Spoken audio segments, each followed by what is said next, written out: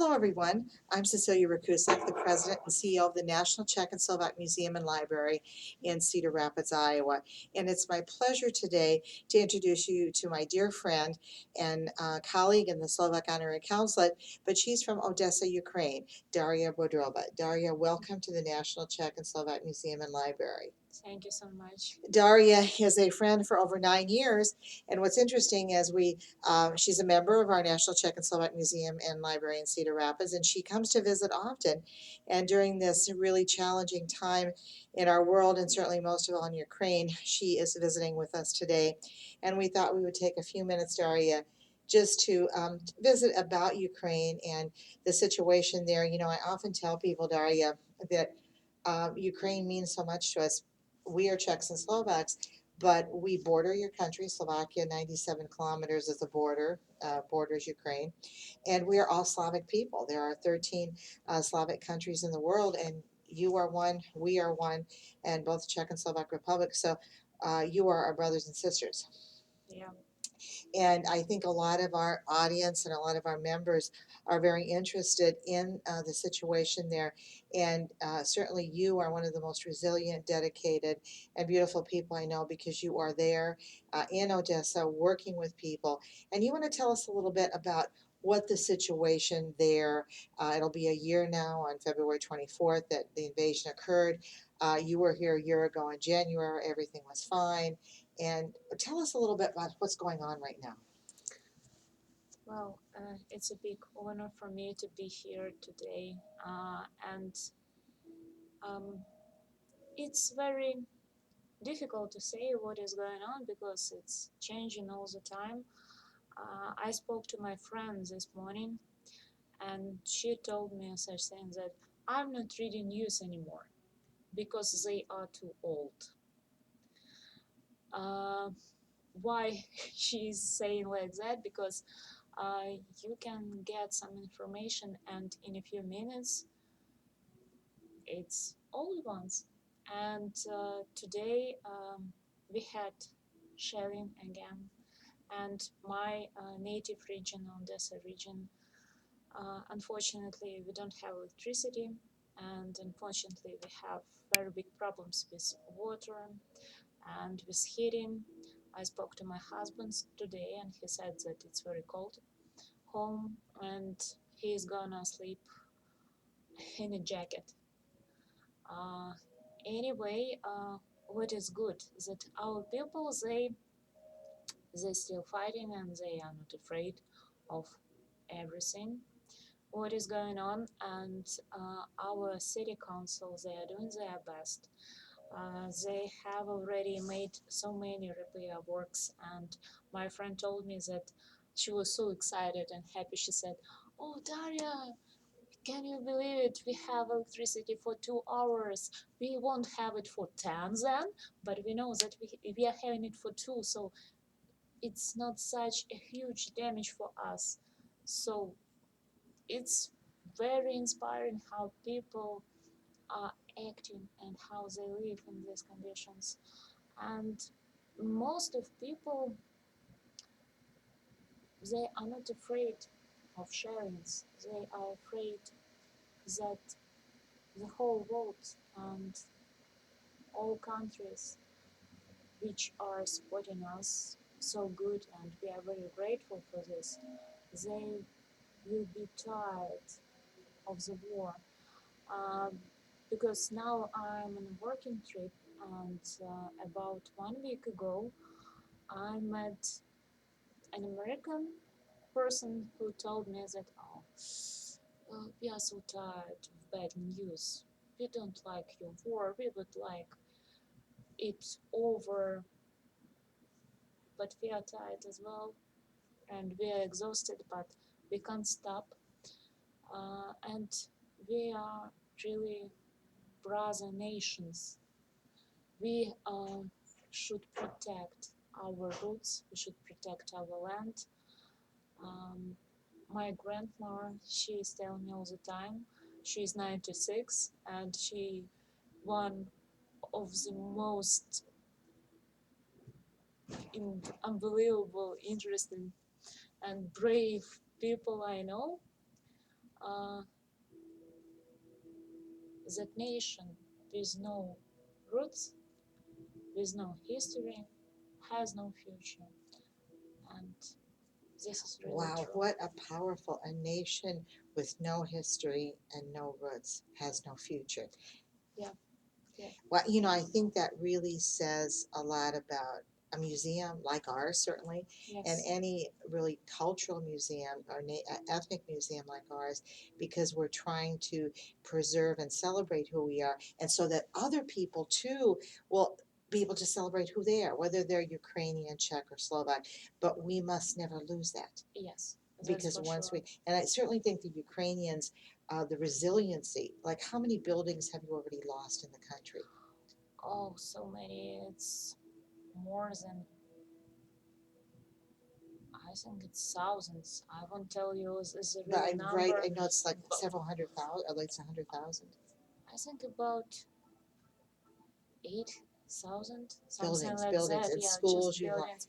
Schools, I know about schools that it 2,800 plus, and more than 900 hospitals and medical buildings. So it's not just hospitals, but it's some houses for um, it's like more for elderly people. Sure, Yes, yes, yes, yes. other homes. Yeah, that's it. But when we are talking about all these numbers, we are always putting plus at the end, because this number can change any minute. Yesterday I had a talk and I was giving people some numbers, but today at the morning I was checking some news and I discovered that it's +2, +1, and it's the worst mess I've ever had. I Well, this violation that occurred on February 24th, 2022, really was very similar to what happened in the Czech and Slovak lands, yeah, Czechoslovakia at that time in 1968, and then in the 50s in Hungary. So we thought history would never repeat itself, although we know it does.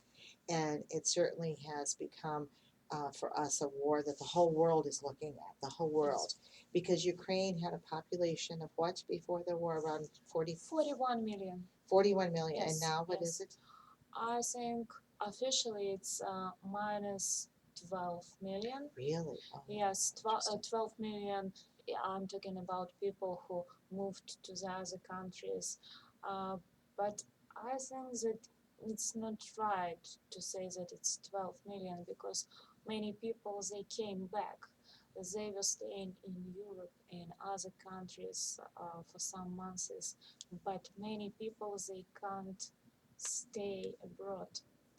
It's, of course, it's about their property, their business, families, many issues. But anyway, it's very hard to be somewhere and just to read news. You feel yourself like you're a traitor. So you're just you can't leave, you can't stay, and you're just in the middle. And for us, for most of Ukrainians, I I don't remember where I saw these words, but one my friend, he posted that for me every day is the 24th of February, almost for the whole year. We are like we it's we are waiting to wake up, but we can't, because it's not a dream. It's reality. It's reality. Yes, And yes, and I know you can't answer this probably with a certainty, but at yeah. least from your opinion, Mhm. how long do you think the war will last yet? I think that we can't um, name the date, because I believe in our military, I believe in our government, and they are doing a really great job. But unfortunately, it's not only because of them. We are fighting with quite big country, and I won't say something in person, but I think it won't over to the end of the year, that's for sure. Really? I know when you looked, I saw the map that you had yesterday Yeah, in your presentation. Here's Ukraine, tiny, and this big, big country of Russia. yes, And yes, yet the fact that the dedication and perseverance of the Ukrainians, with the help of a lot of people, are really putting up a strong defense and are being very strong and resilient in their battle with this predator. but it's understandable because we are not trying to fight with someone because we just decided that we need someone's land. We are fighting for our land, we are fighting for our country, and with no means you have more motivation, I think, when you understand that it's not only for you, for your country, but it's for the future of your kids. Absolutely. What strong words. And I think uh, the one thing that I heard too yesterday in your presentation was the importance of democracy. You ended your Yes. presentation. And I can tell you that having visited Ukraine in 2017, Yes, yes. spending time with you, going to Odessa, going to Kiev, going to Lviv, going to Chernobyl, we saw this country that was really becoming a modern country with a good economy, a better economy, and with principles of democracy and freedom right there at their, to grasp Yes, onto. yes. And this has really delayed everything now. It has put us back as a country. Yes. So I think that what they're fighting for is really that identity, those roots, and it's so important. And we can only hope that it will end sooner, and because children are being lost, parents are being lost, grandparents are being lost, soldiers are being lost. And so we really need to make sure that this stops as soon as it can and doesn't spread, because the countries that just to give our viewers a good perspective, here is Ukraine, and certainly it borders Russia. Poland, Belarus, Slovak Republic, Hungary, Moldova, um, Does it border Romania? Romania, yes, just a small piece, but yes. Um, So this is many the main. nations are bordering, Yep. so they could potentially all be impacted. They're getting immigrants now, but they could Yes. potentially all Yes. be impacted. Yes. But I heard you say something yesterday too that was people want to come back. Yes. I can tell about myself that I'm visiting United States for 2 weeks, and it was like a joke for my friends because when I was leaving from Odessa, I just I just grabbed into the car, and my friend was calling me, and she asked, "When are you coming back?" I said, "Oh, I wish I wouldn't come somewhere. I just want to go home right now because it's not the same, you know." Um, our very famous comic Жванецкий, he is from Odessa eventually. He was telling such phrase that you should be very careful about uh, two terms. Tourism is not an immigration. So people who think that refugees are tourists, they are not. But to become an immigrant, most of these people they don't want to, because it's more your choice. It's about understanding where you're going, about preparation of your future life, work, accommodation, school for kids, insurance, so many aspects. And when in a few minutes you have your kit, you have your luggage, just small luggage because it's too heavy, and that's all your life. You have been living for 30, 40, 50 years, and now that's it. That's all you have. Yeah. But to be honest, it's not about your luggage. You can just drop it away. The main thing that you have a hand in your hand, and this is the main treasure, and that's it. What a beautiful, beautiful. Can you describe what a typical day for you? Because I know you're carrying on. I'm amazed. We talk to each other often via text or messenger. Yeah. And a typical day for you. You inspire me. What's a typical day? It's nothing special. I wake up at 6. I just do some morning stuff, and I work to my work because it's not so far. It's about 20 minutes. From 7:30, I'm working till I think till 5. Um, I also have some nice hobbies. I'm teaching kids after my main work, and I also I'm a big fan of yoga. It helps. It really helps.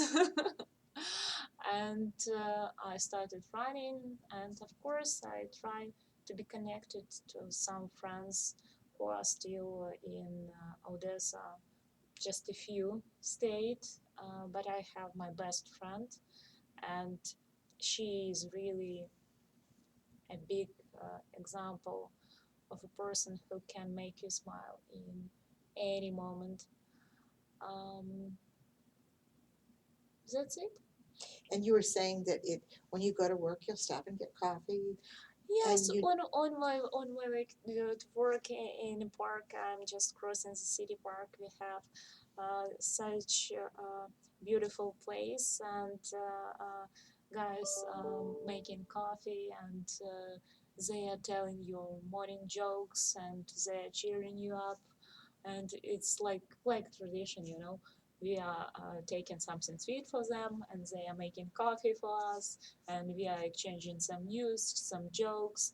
Sometimes we don't have mood for the jokes. Then about 2 weeks ago, we are giving each other just a hug. and you were telling me too that you can tell the difference between a missile and a rocket, and you know all these sounds already because you hear them so Yes, much. you can you can feel and you can hear the difference. But I think that the main thing when you can see and you can hear a real rocket, because I saw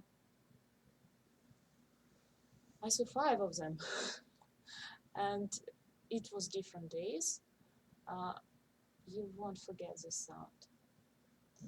It's something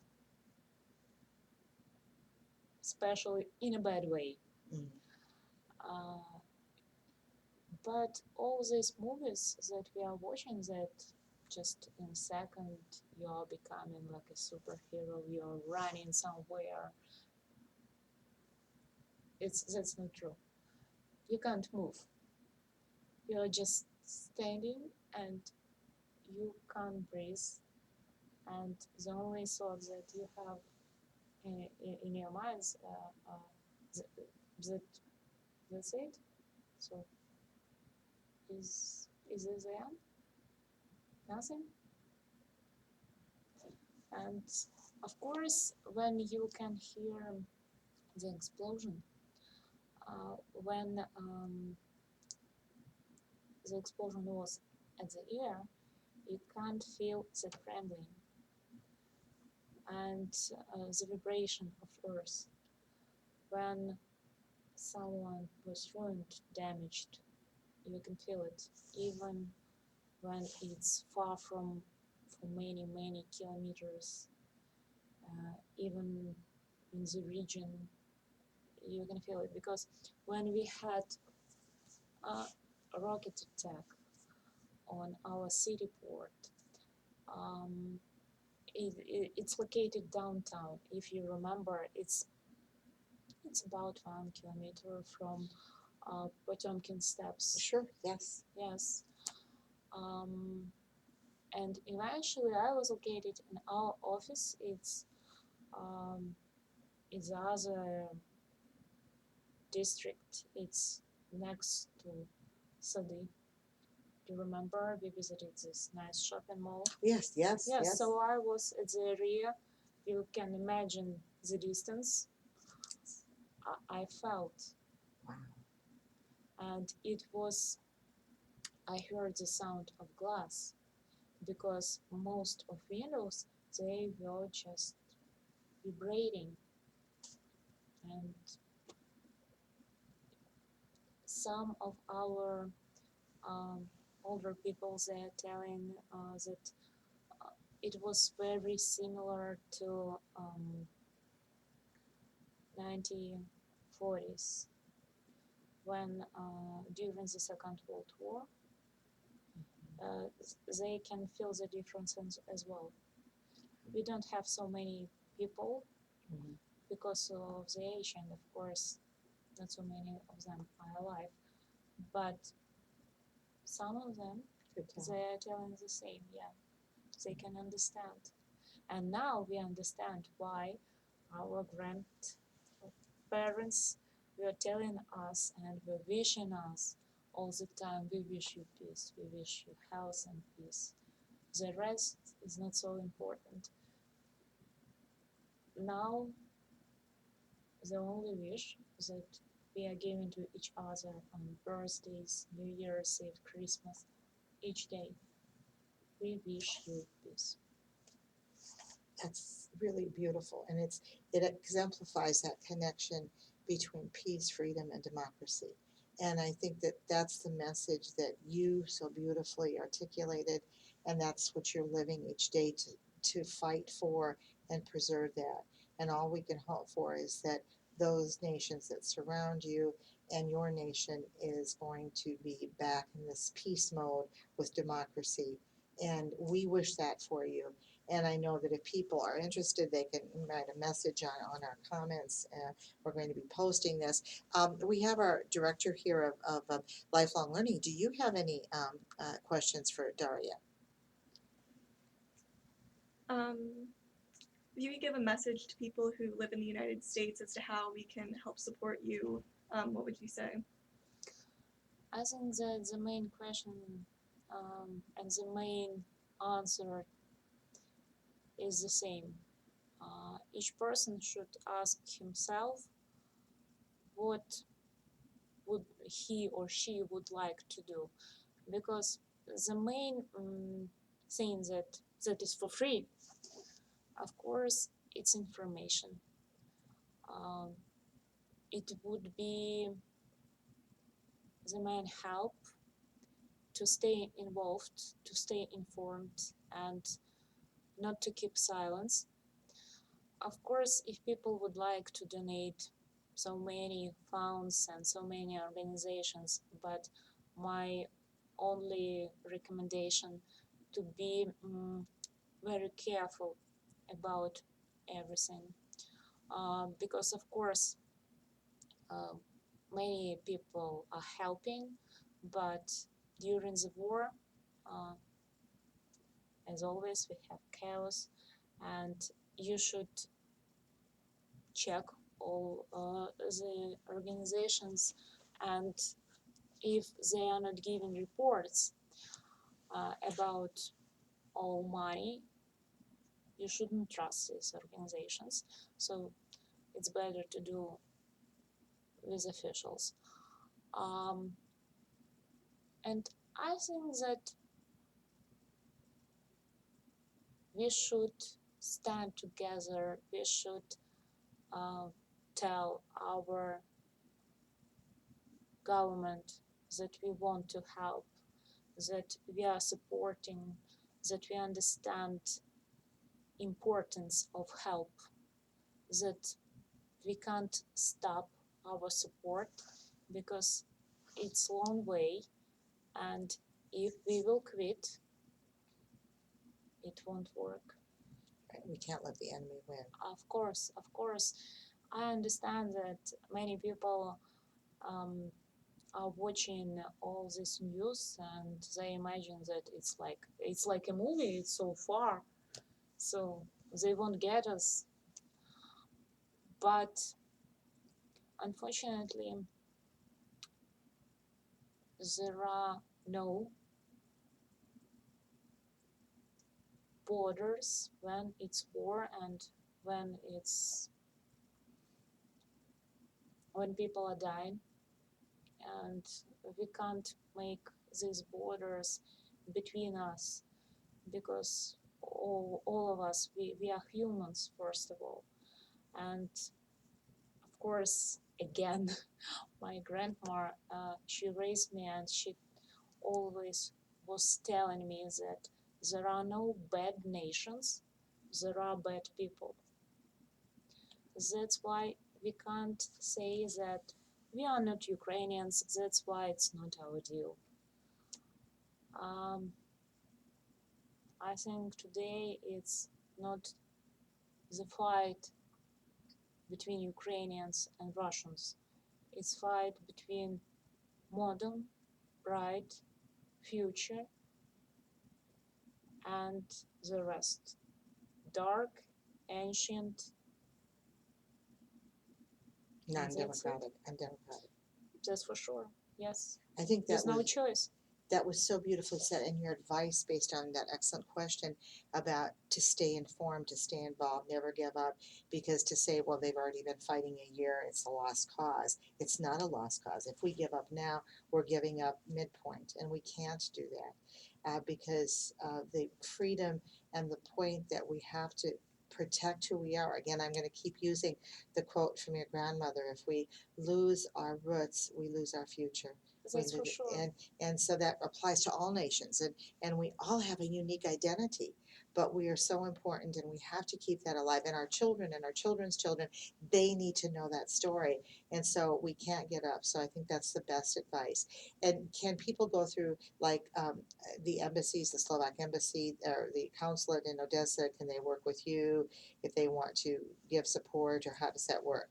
Would it be? Can they? I think it's better to be connected to the embassy of Ukraine in the United States. I see. Okay. Because they are connected to all official organizations, of course, and our very good fellow colleague, honorary consul of Austria in Odessa, Mr. Stavnitzer, he created a really huge fund.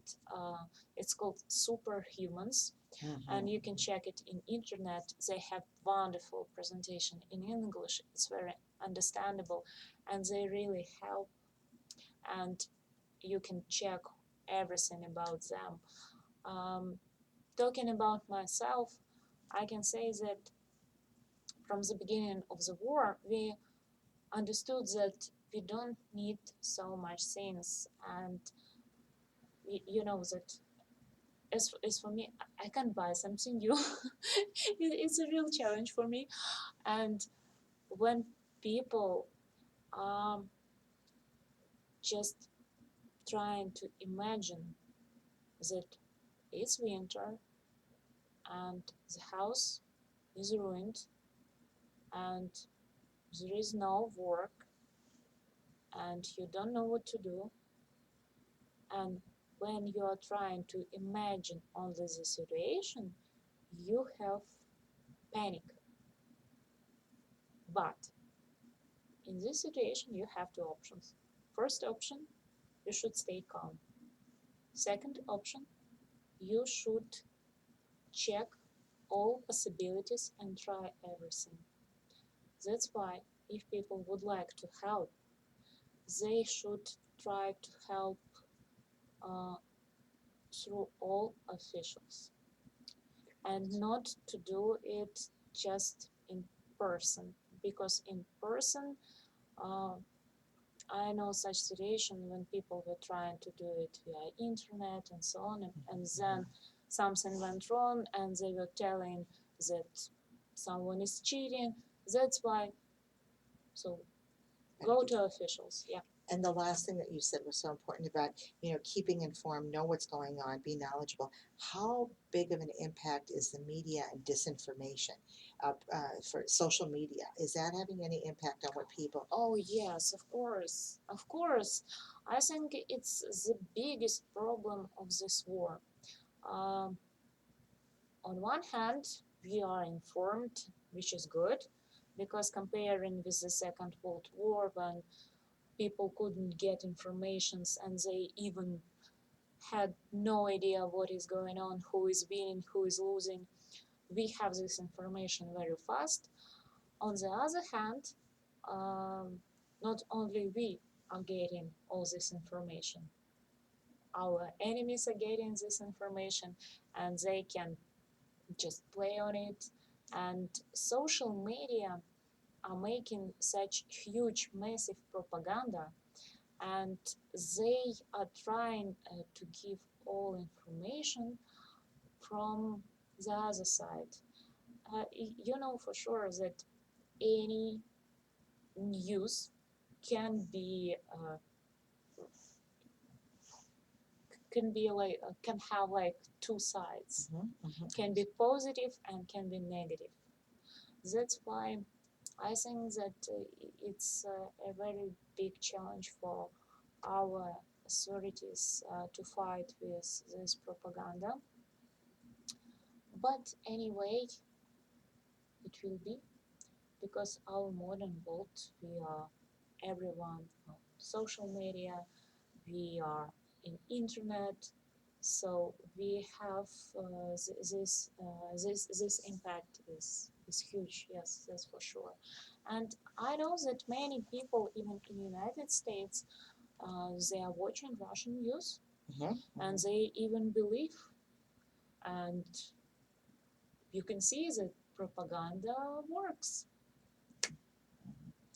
So with that, we're going to go back to your words about staying strong, Okay. staying resilient, and never giving up. I love that you encourage people to never give up, and we thank you for all you're doing for people in Ukraine, and you're helping the Slovak people. We know that a great deal, and we thank you here for your friendship to our museum. And please know that your words of wisdom will long be remembered here until you come back soon again. Hope so. And we really value you and thank you for what you're doing. And we ask everyone who is listening to please consider all of the things that we've talked about today, about the knowledge, growing your own knowledge of what's happening in our sister and brother country, and to make sure that we help in any way by staying involved, fighting propaganda, and most of all, preserving our heritage and preserving our history for the future and our roots and democracy. That's the key, because I think that this war is really a world war almost, and it's a world war on democracy and freedom. So Darya, thank you. We can speak Czechoslovak with each other, but my Ukrainian's not very good. So I'll just say Děkuji velmi pěkně, Děkuji. And please come back and see us real soon, okay? Thank you so much. And I have a dream one day all our friends from different countries will come to Ukraine and visit us. And finally, they will see that this wonderful, young but very ancient country really worth fighting. It is. Again, I cannot travel a lot, but to see Ukraine when we did with you was not only incredible, but for me, not being a real historian, it was the history, the richness. I mean, Kiev was the world center. Kiev Rus. Yeah, and the education and the churches and the sites, and you're the breadbasket for Europe, really, and for Africa. Much of the grain that you raise goes to Africa. Yes. And so, I don't think that people understand the impact historically that Ukraine had, and to this day, it was a major force in the world economy. And what I saw there when I was there, and I prepared myself. I watched the movie Warship, not what Potemkin. Battleship Potemkin. Battleship, yeah. And that was a 1915, I think, a black and white film that talked about these steps. Silent movie, yeah. Silent movie. And I saw this city, and then to see it, in 2017, this beautiful bustling city with an opera house and restaurants and cafes and historic monuments and people really adopting to a 21st century lifestyle. And we were walking down the streets of Kiev, Lviv, and all over. It was wonderful. And then to see this now, my heart really breaks. So we must get it back to its original rebuilding, and We will. we'll all come and see you in Ukraine, and we'll have coffee in Odessa. That's for sure. Okay, thank you so much. Thank you.